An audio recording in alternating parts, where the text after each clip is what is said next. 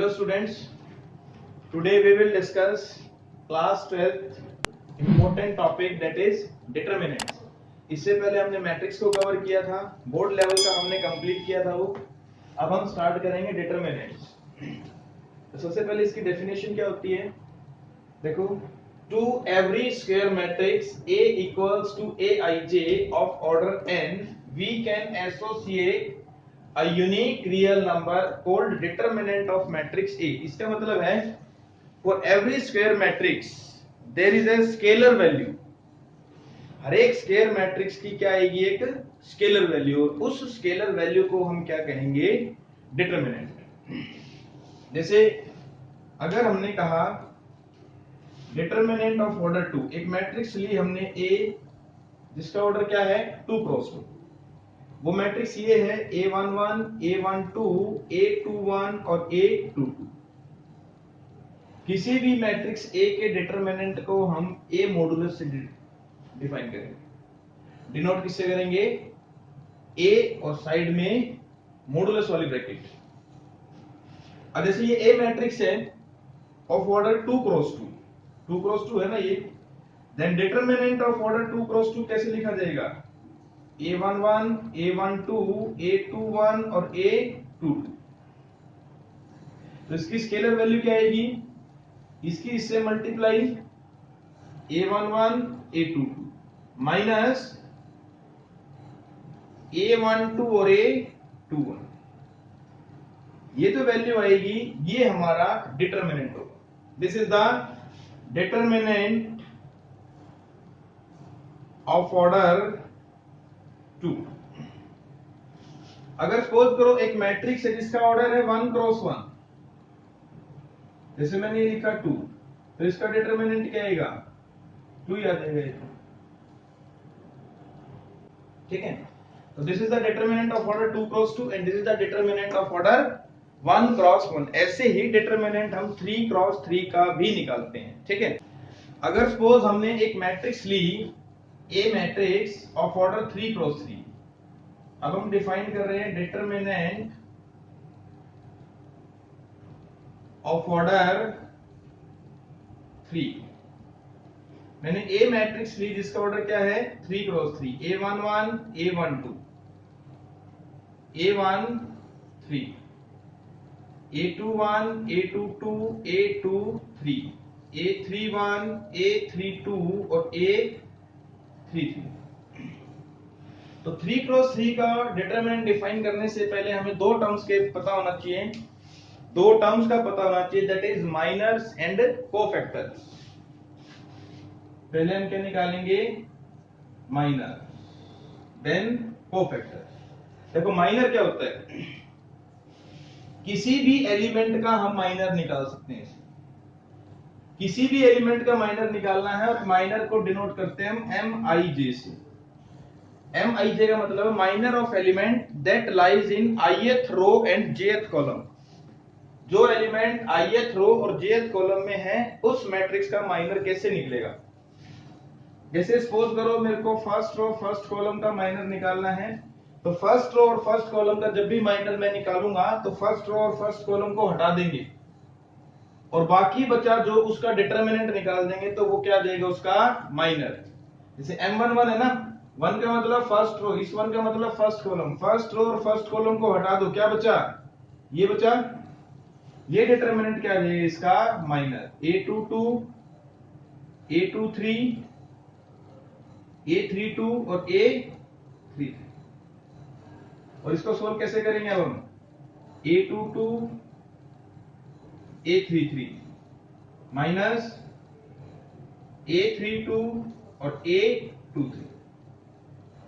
अब सपोज करो मेरे को माइनर ऑफ A12 एलिमेंट निकालना है। 12 का मतलब फर्स्ट रो सेकंड कॉलम, तो फर्स्ट रो सेकंड कॉलम को हटा दो, फर्स्ट रो और सेकंड कॉलम को हटा दो, क्या बचा, ये दो बचेंगे, A21, A31 और ये दो बचेंगे, A23 और A33। फर्स्ट रो और सेकंड कॉलम को हटाया तो ये दो बचे और ये दो बचे। इसका डिटरमिनेंट कैसे निकलेगा, A21 A33, फिर A31, A23। ऐसे ही हम किसी भी एलिमेंट का माइनर निकाल सकते हैं। अब सपोज करो मेरे को माइनर निकालना है A31 एलिमेंट का। A तो M31 क्या आएगा, इसका निकालना है मेरे को। तो इस एलिमेंट की रो और कॉलम को हटा दो, क्या बचेगा, A12, A13, A22, A23। और इसको सॉल्व करेंगे तो A12, A23, A22, A13, ये आएगा इसका माइनर। समझ में आ रहा है माइनर? तो माइनर किसी भी एलिमेंट का कैसे निकालते हैं, उस एलिमेंट की रो और कॉलम को हटाने के बाद जो डिटरमिनेंट बचा वो उस एलिमेंट का क्या होगा, माइनर। ठीक है। इसके बाद कोफैक्टर। किसी भी एलिमेंट का कोफैक्टर कैसे निकालते हैं, कोफैक्टर को डिनोट करते हैं हम कैपिटल AIJ से। Cofactor of element that lies in ith row and jth column. देखो कोफैक्टर को निकालने के लिए पहले हमें माइनर की रिक्वायरमेंट होती है। कोफैक्टर का जो फॉर्मूला होता है वो होता है -1 की power I plus j Mij। मतलब जिस एलिमेंट का कोफैक्टर निकालना है पहले उस एलिमेंट का हम माइनर निकालें और माइनर निकालने के बाद उसकी इस नंबर से मल्टीप्लाई कर दें।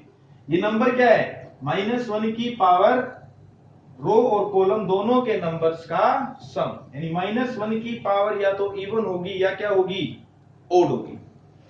ठीक है। अब जैसे मेरे को A11 निकालना है तो A11 क्या आएगा, -1 की पावर 1 प्लस 1 M11, तो -1 की पावर 2 M11,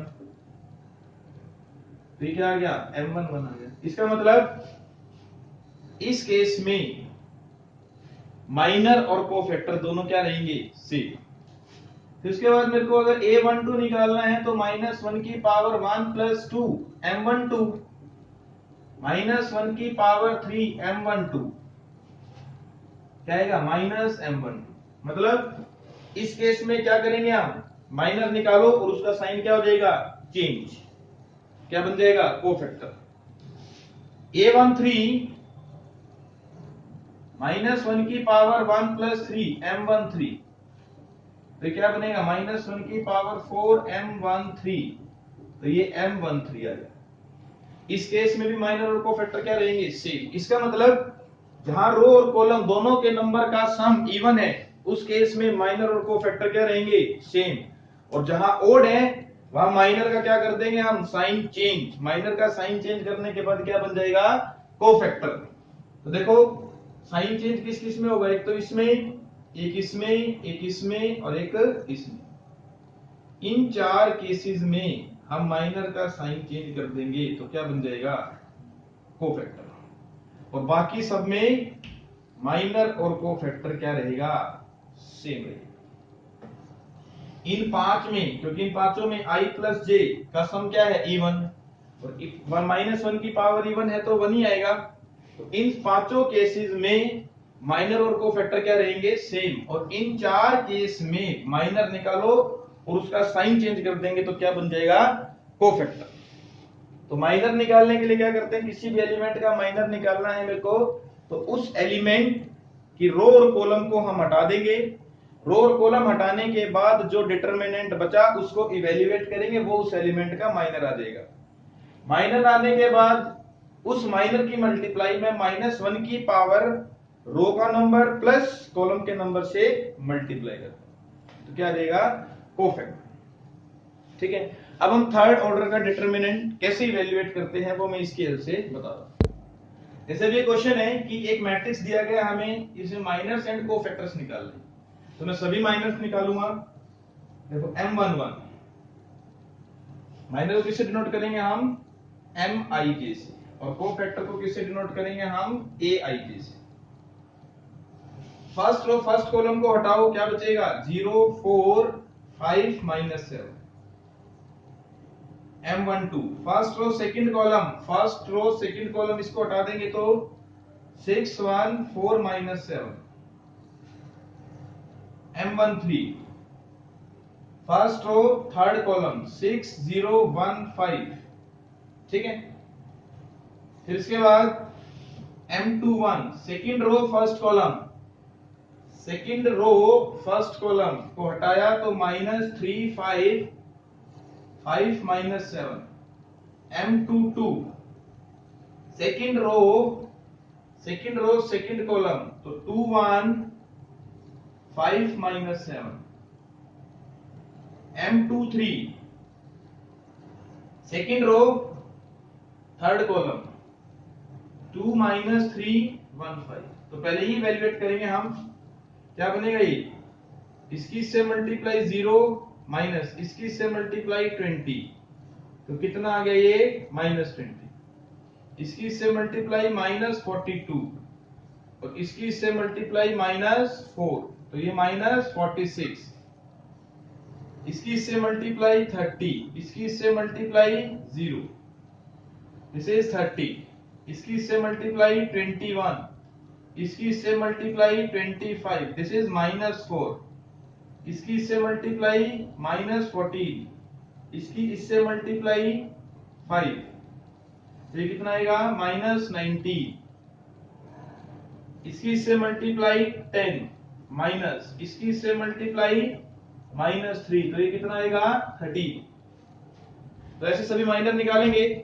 अब मेरे को अगर इन्हीं के कोफैक्टर्स भी निकालने हैं तो A11 क्या आएगा, -1 की पावर दोनों का सम 2 M11 -1 की पावर 2 और M11 कितना है -20 तो ये -20 आ जाएगा। तो मैंने बताया था इसमें माइनर और कोफैक्टर क्या रहता है सेम। फिर यहाँ पर A12 का मतलब -1 की पावर 1 + 2 M12 -1 की पावर 3 और ये -46, ये -1 और -46 तो +46, इसका साइन चेंज हो गया। साइन किस किस का चेंज होना है, इन दोनों का, इसका, इसका और इसका, इन चार एलिमेंट्स का साइन चेंज करेंगे, बाकी सब में माइनर सेम और कोफैक्टर सेम। A13 -1 की पावर दोनों का सम 4 M13 तो ये 1 हो गया और ये 30 हो गया तो ये कितना आ गया 30। ठीक है, A21 निकालना है तो मेरे को -1 की पावर 3 इंटू M21 ये -1 और ये -4 तो कितना आ गया +4। फिर मेरे को A22 निकालना है, -1 की पावर दोनों का सम 4 इंटू में माइनर ये 1 और ये -19 तो -19। तो इसके बाद A23 -1 की पावर 5 M23 ये -1 और ये 13 तो ये कितना आया -13। ठीक है, तो इन्हीं की हेल्प से, माइनर और कोफैक्टर्स की हेल्प से ही हम थर्ड ऑर्डर का डिटरमिनेंट एक्सपेंड करेंगे। वो मैं तुम्हें बता रहा हूं कि कैसे एक्सपेंड करना है। Now determinant of order 3, third order का डिटरमिनेंट कैसे एक्सपेंड करना है। देखो, जब भी थर्ड ऑर्डर का डिटरमिनेंट आएगा उसको एक्सपेंड करने के लिए कोई भी एक रो या एक कॉलम को पकड़ लो, कोई भी एक रो या एक कॉलम। जनरली हम जो लेंगे वो रो 1 लेंगे, बाकी आंसर सभी से आएगा। यहां लिखेंगे हम एक्सपेंडिंग अलोंग R1। जो भी रो या कॉलम लिया हमने, उस रो या उसी रो के हम क्या लेंगे एलिमेंट्स, और उन एलिमेंट्स को उनके कोफैक्टर से मल्टीप्लाई कर देंगे। जैसे इसका कोफैक्टर क्या होगा A11, इसका कोफैक्टर क्या होगा A12, इसका कोफैक्टर क्या होगा A13। इन सब से को प्लस करके जो वैल्यू आएगी वो हमारी ए डिटरमिनेंट होती है। अब तुमको हम तो रो 2 के थ्रू एक्सपेंड करेंगे, तो 2 के थ्रू भी कर सकते हो। एक्सपेंडिंग अलोंग R2, उससे भी आंसर सेम आएगा। R2 के अलोंग एक्सपेंड किया तो हम क्या लेंगे, रो 2 के एलिमेंट्स A21, A22, A23, इसका कोफैक्टर A21, ये A22 और ये A23, तो ये भी क्या आएगा हमारा ए डिटरमिनेंट। अब को हम तो कॉलम 1 लेंगे, तो एक्सपेंडिंग अलोंग C1 के थ्रू भी अगर इसको एक्सपेंड किया तो ए डिटरमिनेंट क्या आएगा, C1 के एलिमेंट्स लेंगे ना हम यहाँ पे, A11, A21 और A31, तो कोफैक्टर्स भी हम इन्हीं के लेंगे, A11, A21, A31, तो ये हमारा क्या देगा, डिटरमिनेंट। अब बाय द वे क्या होता है, सपोज मैंने एलिमेंट्स तो ले लिए फर्स्ट रो के, एलिमेंट्स हमने किसके ले लिए, फर्स्ट रो के, और कोफैक्टर किसी दूसरी रो के ले लिए, कोफैक्टर मैंने ले लिए थर्ड रो के, A31, A32 और A33, तो आंसर हमेशा 0 है। किसी एक रो के एलिमेंट्स किसी दूसरी रो के कोफैक्टर्स, आंसर हमेशा कहेगा 0, या फिर किसी एक कॉलम के एलिमेंट्स किसी दूसरी कॉलम के कोफैक्टर्स, मतलब जब डिटरमिनेंट आएगा तो किसी एक रो के एलिमेंट्स लें तो उसी रो के ही कोफैक्टर्स होने चाहिए, तभी हमारा आंसर डिटरमिनेंट आएगा, अदरवाइज आंसर क्या आएगा, 0। ठीक है, तो देखो थर्ड ऑर्डर का डिटरमिनेंट है, हम इसको इवैल्यूएट करेंगे, कैसे इवैल्यूएट करते हैं देखें, मैं इसको एक्सपेंड कर रहा हूं किसके अलोंग, एक्सपेंडिंग अलोंग R1, तो R1 के एलिमेंट्स लेंगे 3, अब 3 का माइनर और कोफैक्टर क्या होता है, इसका 3 और इसका माइनर और कोफैक्टर क्या होता है, सेम, और इसमें क्या करेंगे हम, साइन चेंज। ठीक है, 3 का माइनर लिखूंगा, 3 का माइनर कितना आएगा, 0, 11, 2, 0 -2, 7, 7 का साइन चेंज करना पड़ेगा, यहां मैंने माइनर लिखा, माइनर का साइन चेंज कर दिया, क्या बन गया, कोफैक्टर। 7 का माइनर कितना आएगा, -5, 0, 0 -2, 13 में माइनर और कोफैक्टर क्या रहता है, सेम, -5, 0, 0, 11। तो हम R1 के थ्रू जब भी एक्सपेंड करेंगे तो फर्स्ट और थर्ड एलिमेंट को एज इट इज लिखेंगे, और मिडल में जो एलिमेंट है उसका साइन क्या कर देंगे, चेंज। क्यों चेंज किस लिए किया, क्योंकि ये माइनर और साइन चेंज कर दिया तो क्या बन गया, कोफैक्टर। इसमें और इसमें माइनर और कोफैक्टर क्या होते हैं, सेम, क्योंकि यहाँ पे रो और कॉलम का सम, नंबर्स का सम क्या आता है, इवन। तो क्या बना, 3, 0 -0, -7, 10 -0, 13, -55, -0, ये 0 हो गया, इसकी इससे मल्टीप्लाई करेंगे, -7 × 10 और प्लस -30 × 55, ये हो गया -70, तो ये आया -780। अब डिटरमिनेंट के बेसिस दो टाइप्स की और मैट्रिक्स होती हैं, that is singular matrix and non singular matrix.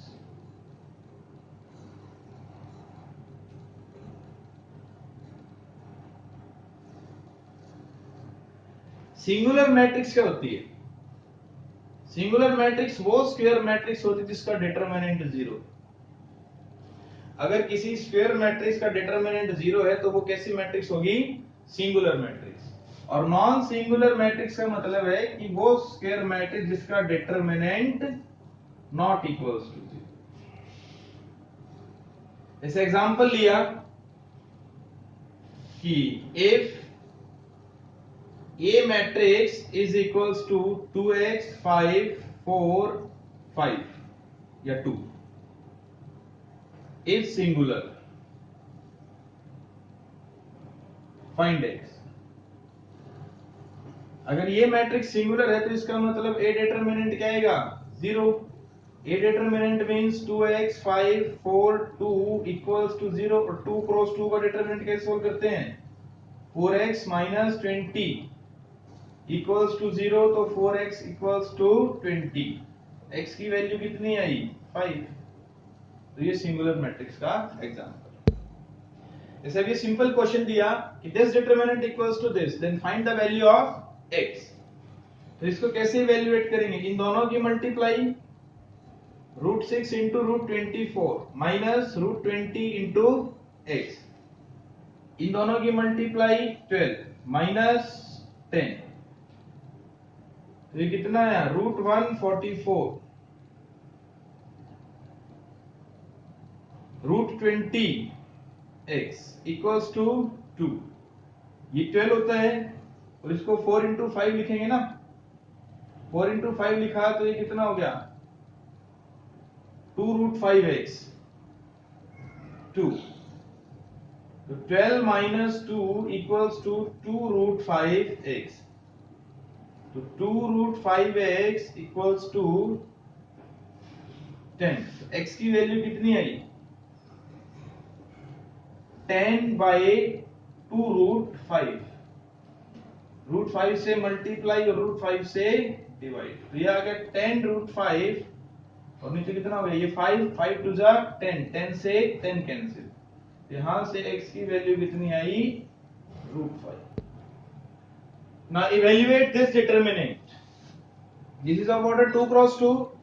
तो इन दोनों की multiply log b to the base a into log a to the base b minus 1 into 1। अब देखो लॉगरिथम की प्रॉपर्टी होती है ना ये, इसको मैं क्या लिख सकता हूं log b by log a, और इसको क्या लिख सकता हूं मैं log a by log b minus 1। इससे ये कैंसिल, इससे ये कैंसिल, तो कितना आएगा 1 minus 1 equals to 0।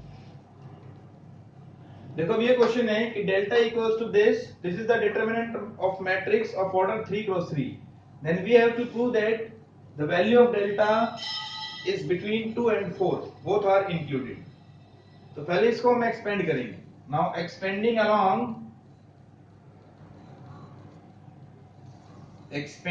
Along R1, तो इसका साइन चेंज करना है 1 के साथ 1 का माइनर कितना आएगा 1 माइनस sin x और 1 माइनर को फैक्टर क्या रहता है इसमें सेम माइनस sin x, इसमें माइनर का साइन क्या करूंगा मैं चेंज, को फैक्टर बन जाएगा minus sin x minus 1 sin x and 1 plus 1, इसमें माइनर को factor same minus sin x 1 और माइनस sin x। ये डेल्टा की वैल्यू आई है हमारी 1 sin x 1 माइनस में माइनस साइन स्क्वायर, तो क्या हो जाएगा ये plus sine square minus sin x, ये माइनस sin x माइनस में minus sin x plus sin x 1 sin square x minus में minus 1 plus 1, this cancel 1 plus sin square 1 plus sin square क्या बन जाएगा ये 2 into 1 plus sin square x। अब देखो अब इसकी जो मैक्सिमम और मिनिमम वैल्यू हो 2 और 4 या उनके बीच में लाई करेगी, ये हमें प्रूव करना है। हमें पता है कि जो साइन थीटा है उसकी वैल्यू कहां से कहां तक लाई करती है -1 से 1। अब स्क्वेयरिंग बोथ साइड्स करेंगे तो जो नेगेटिव वैल्यू है उनका स्क्वायर करने पे क्या बनता है या तो 0 या पॉजिटिव, और इस 1 का स्क्वायर क्या हो जाएगा 1। नेगेटिव वैल्यूज का स्क्वायर करेंगे तो क्या बनेगा वो या तो पॉजिटिव बनेगा या 0 बनेगा, ठीक है। अब सॉरी sin स्क्वायर x है, sin x है ये sin स्क्वायर x आ गया, 1 ऐड कर दे दोनों तरफ, एडिंग 1 ऐड किया तो ये 1 प्लस sin स्क्वायर x और ये 2, फिर मल्टीप्लाई करें दोनों तरफ से 2 से मल्टीप्लाई किया तो ये 2 into 1 plus sin square x और ये 4, और ये वैल्यू किसकी है डेल्टा की। डेल्टा कहां से कहां तक आया 2 से लेके 4। तो ये डिटरमिनेंट का बेसिक है। नेक्स्ट क्लास में हम इसकी प्रॉपर्टीज को डिस्कस करेंगे, वो बहुत ही एक इंपॉर्टेंट टॉपिक है। तो आज के लिए इतना ही, थैंक यू।